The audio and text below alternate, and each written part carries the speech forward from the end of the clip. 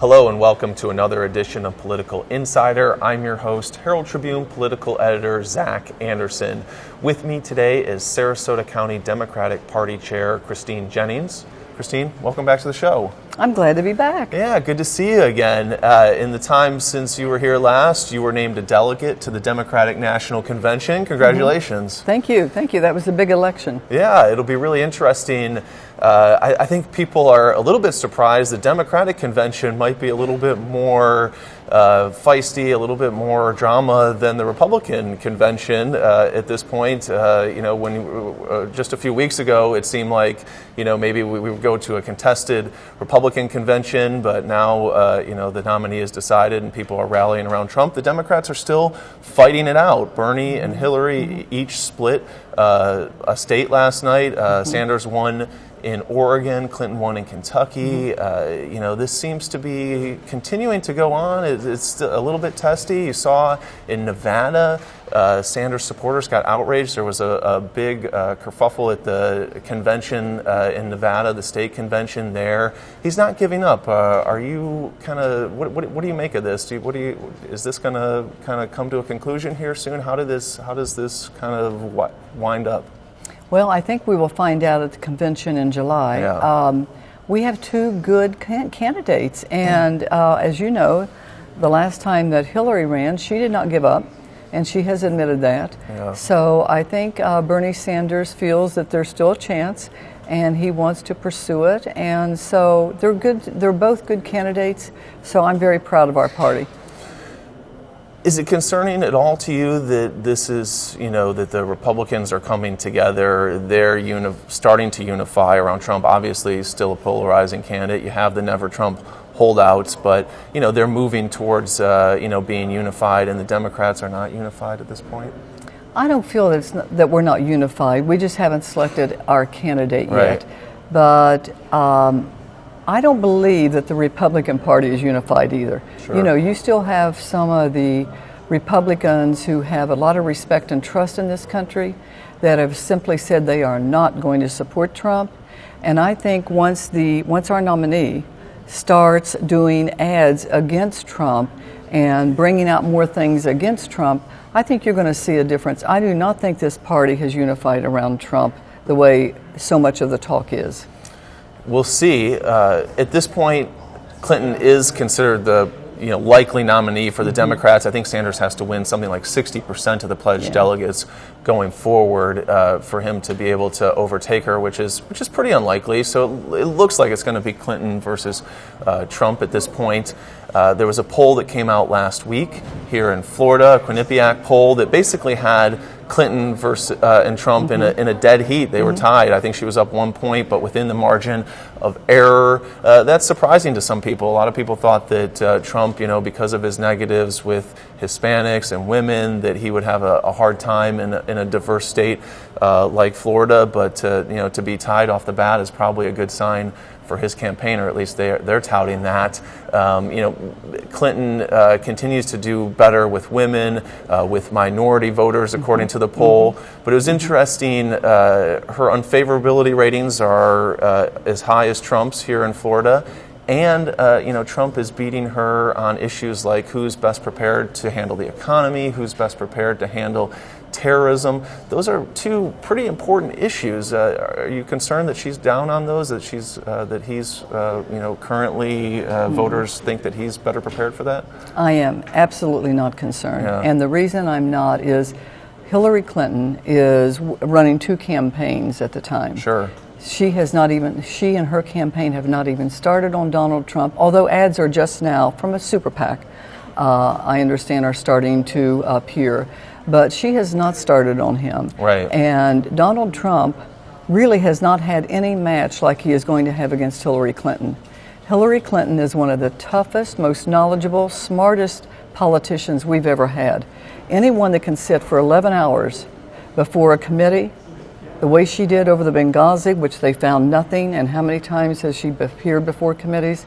So he has met his match. It's just that she has not been able to turn her attention to him yet. Right. But when there are debates and when the ads start and people really start talking Right. about the two different candidates, I think it's going to be a truly different story. You mentioned that ads are starting here in Florida. You know, there's super PACs are starting to focus on Trump and kind of dig into some of his issues with some of the statements that he's made about women and these other groups. You think, I mean, he seems to be pretty immune to these attacks so far. You know, any sort of negative publicity just seems to, you know, kind of slide right off his back. Why do you think this is going to be any different? Don't people know Trump at this point and have made an opinion on him? I think obviously some people know him, but Hillary Clinton has I believe it's a 75 point lead with African Americans and something like 35 points with Hispanics. Those are two, and women, I think it's something like 15 or 20%. Those are very loyal supporters. Those are not going to change at all. So no, I think that in Florida, I think Hillary will win, and I think the more that people really see about Trump, I mean, yeah, it's been cute up to this point. His cuteness with nicknames for everyone and all of the things he said. The latest one is Crooked Hillary. What do you think about that? I'm going to tell you, even on the Republican side, I think it's been disgraceful. I think that this is one of the lowest points in the history of American politics. And you know, I have to think that you know, and everyone else knows, Republicans cannot be proud of this. We have never seen a candidate. No movie has ever been made like this. No Hollywood producer has made a movie like this because it is so far-fetched. So I think when it is one candidate against Trump and they start debating and talking, I think there's going to be such a clear distinction. Well, Florida's going to be the epicenter for it, so we'll have a front row seat. Turning to some local races, I know you're very involved in recruiting candidates to run for races up and down the ballot. The presidential race gets a lot of attention, but there's tons of races this year for seats at all levels. You've had some positive signs from your perspective in recruiting candidates this week. Frank Alcock, a New College professor, Democrat, got into the state Senate race. Gives you somebody who's fairly well known in this area to run. But then you also had a school board candidate who dropped out and who's not running anymore, so that seat is now uncontested. I know you're looking around for other candidates. Can you tell us about that? And do you expect to have a strong slate of candidates up and down the ballot this year? I think we have a strong slate already. You just mentioned Dr. Frank Alcock, who has been a political commentator here for a number of years, teaches this at New College. And so he is a rock-solid candidate with knowledge, experience in talking to crowds, and knows what he's talking about. And also, don't forget Ed James. Who's running in the state house race, a northern Sarasota County seat being vacated by State Representative Ray Pilon. He's raised a lot of money for a Democrat. Well, I think he probably chased Ray out of the race, Ray Pilon. I don't know that for sure, but Ed has raised about $240,000. And now we see also on the Republican side that John Hill has entered that race.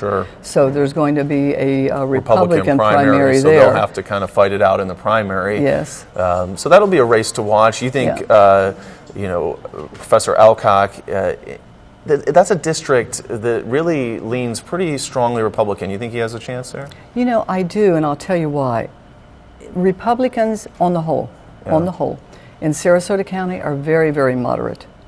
And I think that you can look at the way that they conduct their lives, some of the votes that they have taken, and I think that you can see Planned Parenthood is a good example. On the whole here, many Republican women have been involved and support Planned Parenthood because they realize it's about education. And education, I know you're still looking in the school board race. You think you'll have a candidate there? I do. We are talking to some people. No one's ready to announce, but Cindy did the right thing. I think being a mother, a single parent, comes before any race, and so I think she did the right thing by withdrawing. All right, so we'll stay tuned. I guess it sounds like there'll be more announcements. There will be. We'll leave it there. Thank you very much. And thank you for joining us. Please tune in again next week for another edition of Political Insider.